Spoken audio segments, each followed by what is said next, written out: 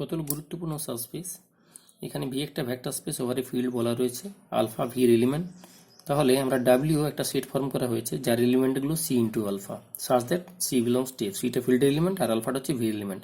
তাহলে এটা একটা সাবস্পেস ফর্ম করবে, এবং এই যে সাবস্পেসটা ফর্ম করবে এই সাবস্পেসটা জেনারেট হবে গিয়ে আলফা দ্বারা।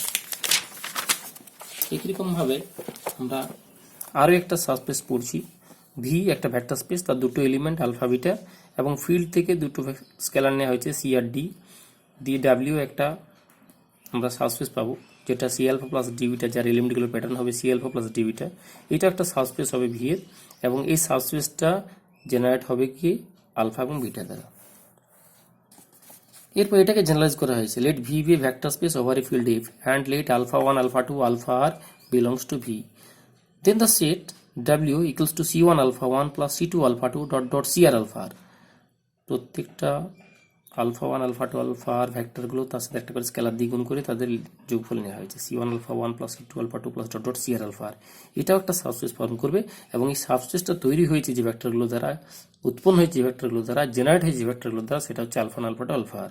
The set of vectors alpha 1 alpha 2 alpha r is said to be a generating set of the subspace W। এরপর এখানে গুরুত্বপূর্ণ ডেফিনিশন রয়েছে linear combination. Linear combination, V একটা vector space over a field F, এবং কতগুলো vector রয়েছে alpha 1 alpha 2 alpha r V এর মধ্যে।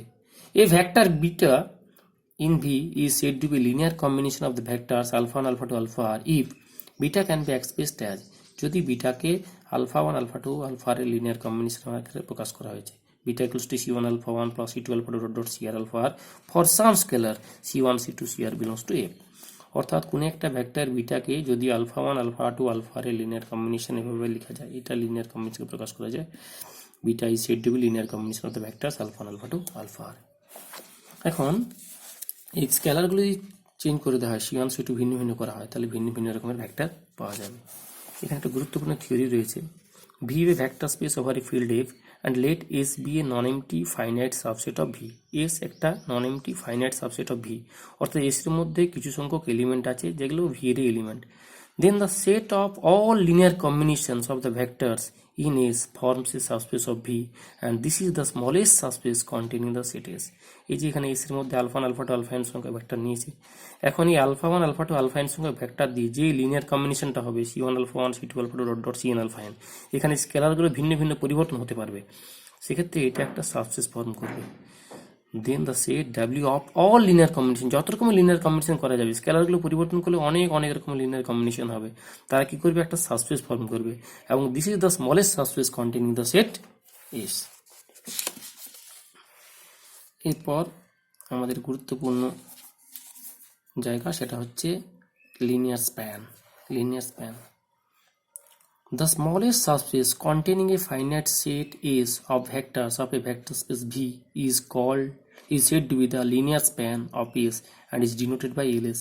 LS is said to be the generated or spanned by the set S, and S is said to be the generating set or spanning set of LS.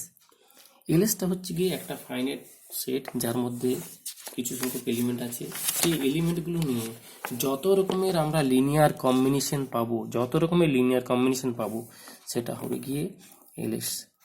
এই থিওরিটা কাজের, S subset of টি হলে LS subset of LT হয়। এরপর এই অঙ্কগুলো আমাদের কাজের। In R3 alpha beta gamma delta চারখানে ভেক্টর রয়েছে, examine alpha is a linear combination of beta and gamma. আলফাটাকে বিটা এবং গামা লিনিয়ার কম্বিনেশনকে লেখা যাবে কিনা, তাহলে যদি লিনিয়ার কম্বিনেশনকে লেখা যায় তাহলে আমরা দুটো স্কেলার পাবো, এই যে লেখা রয়েছে let alpha equals to C beta plus D gamma where C comma D belongs to R. মানে আলফাকে যদি বিটা এবং গামার লিনিয়ার কম্বিনেশন আকারে লেখা যায় তাহলে আলফা সমান c beta plus D gamma লিখলাম। এরপর আমরা যদি সমাধান করে সি এবং ডি এর মান পাওয়া যায় তাহলেই আমরা বলবো আলফাকে লিনিয়ার কম্বিনেশনে প্রকাশ করা যাবে। অর্থাৎ সলিউশন করে যদি সি এর ডি এর সলিউশনটা এক্সিস্ট করে, সবসময় তো সলিউশন এক্সিস্ট করে না, যদি সলিউশন এক্সিস্ট করে অর্থাৎ সি এবং ডি এর মান খুঁজে পাওয়া যায় তাহলেই বলতে পারবো আলফাকে বিটা এবং গামা লিনিয়ার কম্বিনেশনে লেখা যাচ্ছে, অন্যথায় লেখা যাচ্ছে না। এক্ষেত্রে আমাদের ধরে নেওয়া হয়েছিল প্রথমত alpha equals to C beta plus D gamma, আলফার জায়গায় মান বসিয়ে দেওয়া হয়েছে, সি বিটার জায়গায় মান বসিয়ে দেওয়া হয়েছে, গামার জায়গায় মান বসিয়ে দেওয়া হয়েছে। এরপর যোগটা কি হবে, সি ইন্টু জিরো, জিরো হয়ে গেল, D into two, two D আর জিরো হয়ে গেল, জিরো প্লাস টু ডি। এরকম সি ইন্টু ওয়ান, সি হলো, আর এখানে হলো ডি, সি প্লাস ডি, এই যোগফলটা এসেছে। এরপর আমরা করসপন্ডিং এলিমেন্টের সাথে সমান করে দিলে ইকুয়েশনগুলো তৈরি হয়েছে। ইকুয়েশনগুলো সমাধান করে সি এর মান 1, ডি এর মান 2 পাওয়া গেছে। যেহেতু পাওয়া যাচ্ছে তাহলে লিনিয়ার কম্বিনেশনকে লেখা যাচ্ছে। একই রকম ভাবে পরের যে পার্টটা ছিল, beta is a linear combination of gamma delta.